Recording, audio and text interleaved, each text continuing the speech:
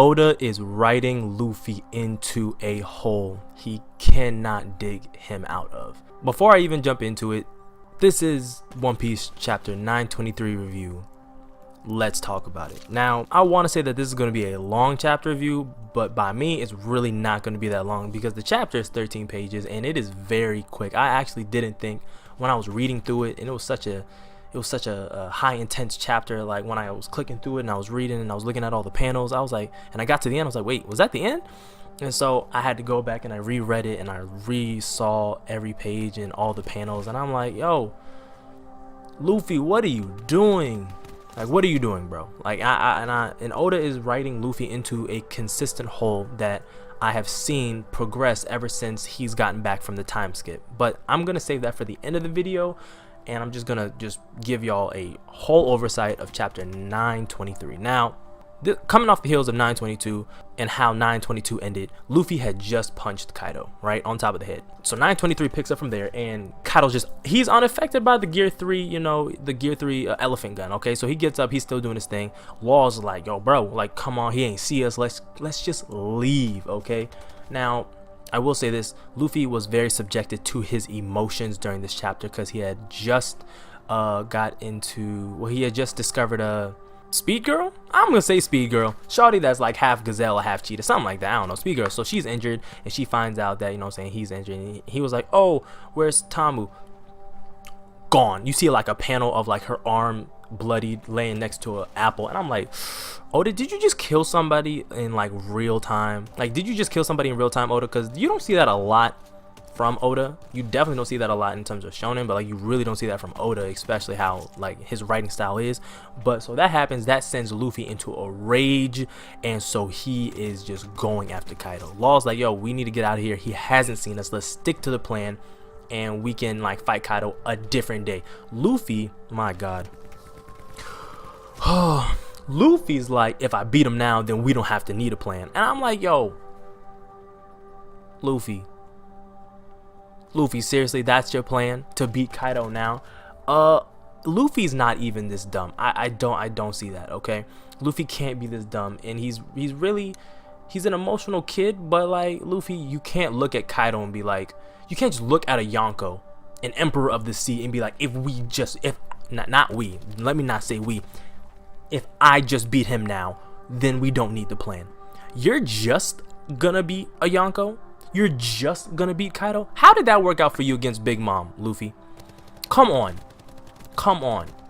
It didn't work out for you with Big Mom. It didn't work out. It's not gonna work out against Kaido. I'm actually like genuinely upset at Luffy and his decision making, even for Luffy. Like this is big even for Luffy to be like, I'm just gonna take him on. So let's go. Okay, all right. So he starts giving Kaido his best shit. Right, he's in his dragon form.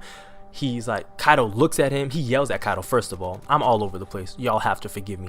He yells at Kaido. Kaido looks at him. Kaido's like, and then he just lets out just his heat breath at Luffy. Devastating wave. Caught his own men in the blast. Like, Kaido really wants this man Luffy, all right? So he lets out a heat breath. He catches his own men in the blast. Luffy somehow manages to escape. He probably went like gear second or something like that, and just dodged it. Then he goes gear 3 again. He lets off a barrage of attacks against Kaido. Now keep in mind, Kaido's still drunk, okay? So his you know what I'm saying, he's getting hit by Luffy's attacks. He gets hit. He gets knocked down. He reverts back to his human form, and then that's when you finally see Luffy put some respect on Kaido's name. He goes gear 4 and he lets off the Kong organ. Okay, this is arguably Luffy's strongest attack in his arsenal of attacks, his Kong organ, which is basically the jet gatling, so he's letting off his Kong organ on Kaido. He's hitting him in the face, in the gut. He is giving him the works. Okay, he is giving Kaido the works. All right, people are standing back in awe, but it's kind of like, yo, you don't even know what you're doing right now. So Kaido, he's knocked down. You can tell Luffy just gave it his all. All right, he gave it his all. He's huffing and puffing. He's wheezing, hands on the knees. He's trying to catch his breath. Not breath. Okay, that's how tired Luffy is. All right, Kaido, ever so gracefully, gets up. he sighs like, oh my god, is that all you got, young whippersnapper? Picks up his mace, does a two-step, does like a Soul Reaper flash step, and hits him with translation I read. Okay, hit him with the 8 trigrams thunderclap. All right, he thunderclapped that ass on Luffy. One-shotted him like it was, he one-shotted Luffy with his mace like it was an intervention with stopping power back in the day. Y'all know what I'm talking about. Like, if you got caught with an intervention with stopping power with FMJ, you was dropping back in the old Call of Duty days. Clapped him, forced him out of Bound Man. He is unconscious, bloodied, just laying there on the ground. I don't know how Law, the only person who could get him out of that situation right now is Law. Okay, let's not make that mistake. Law is the only person with his technique, with his ability, with his room ability and shambles to be able to switch Luffy with a pebble or something to get him out of there. And even then, I don't know how you're escaping Kaido. And that's really the chapter. Okay, that is the chapter in a nutshell. He got baby shaked. Okay, in the words of King of Lightning, Kaido baby shook Luffy. I can't even say a shook because it was a one shot. He clubbed him. Okay, he clubbed him, and that was it. Like, no hockey, right? And in the panel, it looks as though Oda definitely colored Luffy in all black to emphasize that he had hockey on him. Kaido didn't have hockey. That was just pure brute strength base level Kaido. Okay, and it's just disrespectful. He disrespected Luffy, but Luffy disrespected Kaido, thinking you're just gonna walk in there and just take him on. Yeah, if I beat him here, we don't need a plan. What gave you all this confidence? Especially not coming off the heels of you fighting Big Mom, but oh my god, it left off in a cliffhanger. But that brings me to the second point of this video that I really want to talk about, people. Luffy and his post-time skip fights. Oda is writing Luffy into a hole that he can't write himself out of without another time skip, okay? Because ever since the time skip, Luffy has struggled with fighting captains of other ships and captains of other pirate crews and just bosses or villains, how have you, by himself. Excuse me. So, you know, just reviewing some of the fights. Well, actually, let's go over all the fights after the time skip. Not all of them. Majority, though. Major fights. So, Fishman Island, he fought Hody, right? He fought him by himself. Nothing crazy, nothing major. He beat him by himself, all right? And as the captain of a pirate crew, let's just emphasize this, you should be able to take on another pirate of a captain crew by yourself with little to no effort. Depending on if they're above you, of course, there's going to be a struggle. If they're below you, you should not struggle. That's just how it's always been laced. But after Fishman Island was Punk Hazard, he didn't really fight anybody in Punk Hazard. Yes, there was fights, but nothing on a major level. The next major fight is when they get to Dressrosa and he takes on Doflamingo, right? Luffy, this is the first instance that we get that Luffy would have absolutely died if not helped by the townspeople.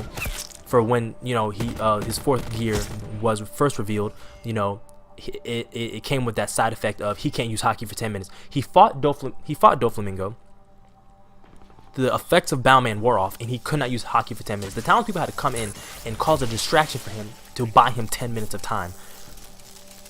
Doflamingo was able to take on Luffy in fourth gear and survive I forgot how long he could use it for, but he could only use it for a certain duration of time. And he took that on, and he would have killed Luffy in that vulnerable state of his if the townspeople did not run interference. And then of course he also had Law, who also fought Doflamingo, who, you know, injured him, and then Luffy, like, you know what I'm saying, cleaned house and wrapped up the fight. But nonetheless, he had Law to help him fight Doflamingo. And if I'm not mistaken, his bounty was 500 million at this point, Luffy's bounty. Now we know that Doflamingo's bounty was frozen, you know, kind of around like 360 million, something like that, 320 million, give or take. You know, it was frozen because he became a warlord of the sea. But I could easily argue that if his bounty was never frozen, that it would have just increased exponentially well over 500 million, which basically means Luffy was never on par to take on Doflamingo. And then, so, you know, it was Luffy and Law that beat Doflamingo. Then you get, after that, you go to Zou, and nothing crazy happens on Zou, at least not with Luffy. He didn't fight, you know, Jack the Drought. But let's get down to the nitty gritty of like really where you see it like an extra emphasis on Luffy not being prepared for where he's going and what he has to take on, and it really pushes Oda into a bind because he's an excellent writer, Oda, but you're at a point now to where Luffy is not strong enough to take on the challenges that you are accelerating him into as a main protagonist. Like, he is not ready. So after Zou, Whole Cake Island hits. Whole Cake Island hits his his first major opponent, Cracker. I am not here to talk about whether or not Cracker is awakened or not. What I'm saying is Cracker's Devil Fruit ability is overpowered. I don't care if it's awakened or not. If it is awakened, that explains why it's overpowered. If it's not awakened, it's still too overpowered. He can create an army of Cracker soldiers that have no like backlash to him. Like, he doesn't become tired or fatigued or anything like that. He just just sits there and just claps it up like Hurricane Chris and just magically appears out of thin air a Cracker army with Graham Cracker so durable that it required Luffy to be in 4th gear to break him. Luffy had to go 4th gear twice against Cracker just to break the army. Not to take on Cracker, but just to get through the army. And then he's not taking on Cracker. This is a general. He couldn't even take on a general. Make no mistake, Luffy would have lost and died by the hands of Cracker. He would never have made it to Katakuri. He would have never have made it to Big Mom, and Sanji would be married to Shawty Girl, and then they would have been killed and executed at the wedding as planned. Now, Luffy had Nami's help fighting Cracker, okay? He would not have made it past it. Now, Nami just happened to be there on Whole Cake Island because, Oda likes to split the crew up a lot of the time. So let's say Nami wasn't with them on Whole Cake. Let's replace Nami with Usopp, right? So Nami's on the ship, but Usopp is with Luffy in place of Nami. He would not have won that altercation, okay, at all with Usopp's help. It had to be Nami specifically. In order for him to soften the Crackers with her rain tempo in order to beat Cracker. If Cracker was any more durable, because he didn't like to get hit, if he was any more durable, then he would have been able to continue fighting after, and he wouldn't have been one-shotted. Then, of course, after Cracker, he fights Counter and Candenza, Big Mom's twins. He loses to them, straight out. You could argue it was because he was hungry or whatever, but nonetheless, he loses. Here we go with the big, hyped-up fight of Luffy versus Katakuri, and I know I've heard other YouTubers talk about it, but nonetheless, I'm going to reiterate it.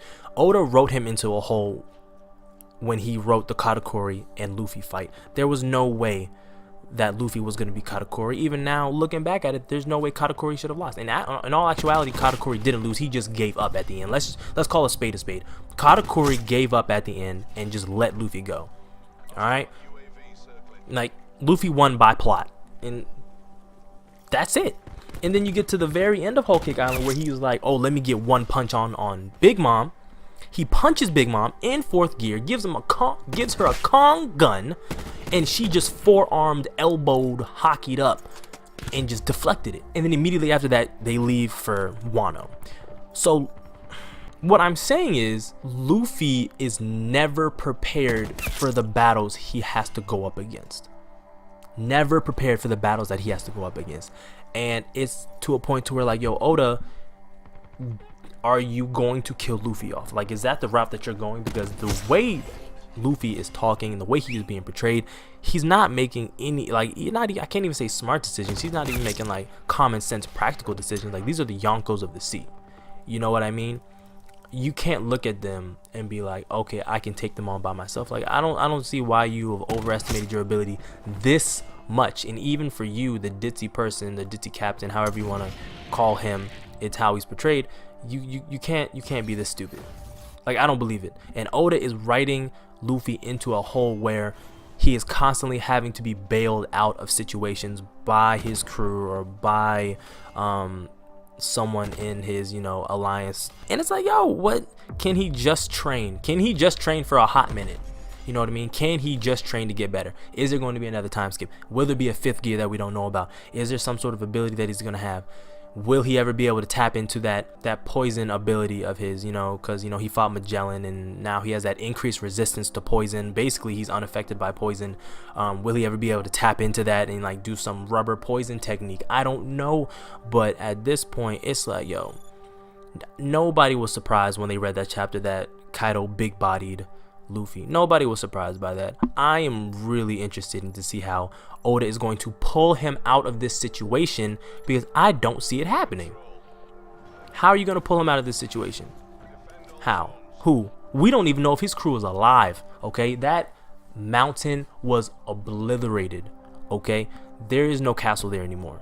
And last time I checked, when I went back to the chapters, they were standing right in front of the castle. The castle's gone. There is no in front of the castle. There is no graveyard. It is gone, ladies and gentlemen, gone.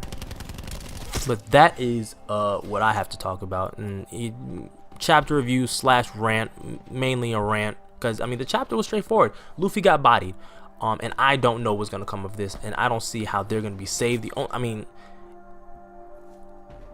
if I had to make a prediction, it's gonna come down to Zoro, and this is gonna be really Zoro's arc to shine, and we're gonna see some crazy mess to come out of Zoro.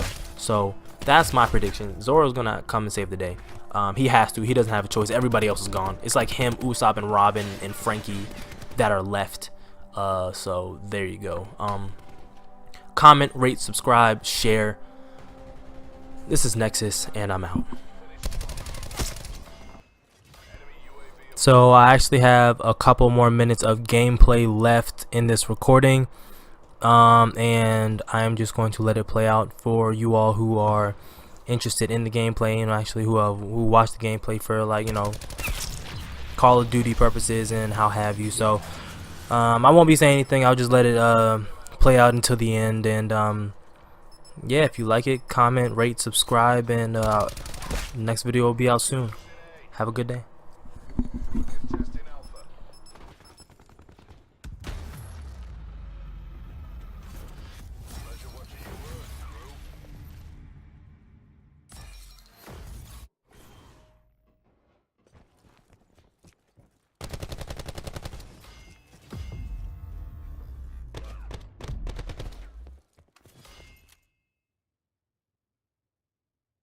Capture all zones.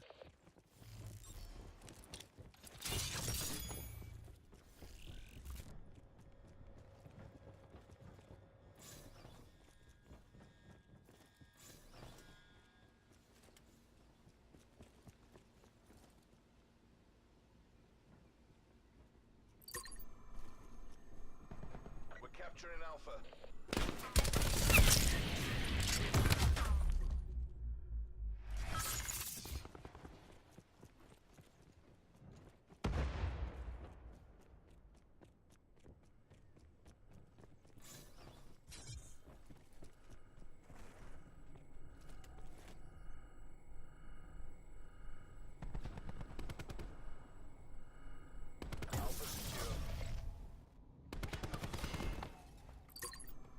Contesting Bravo. In return, sensors are capturing your objective.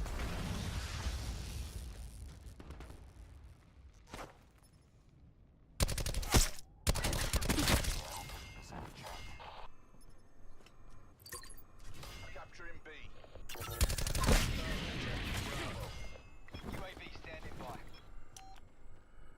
UAV above.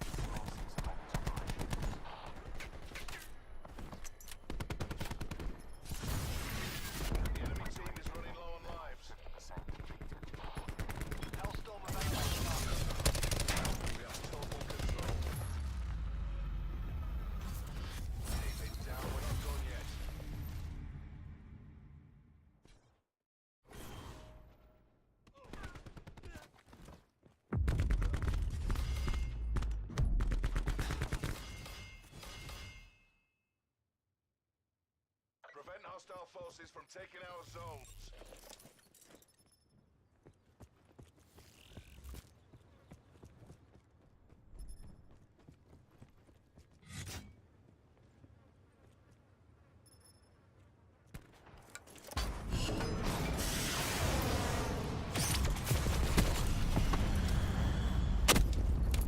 Free EKIA.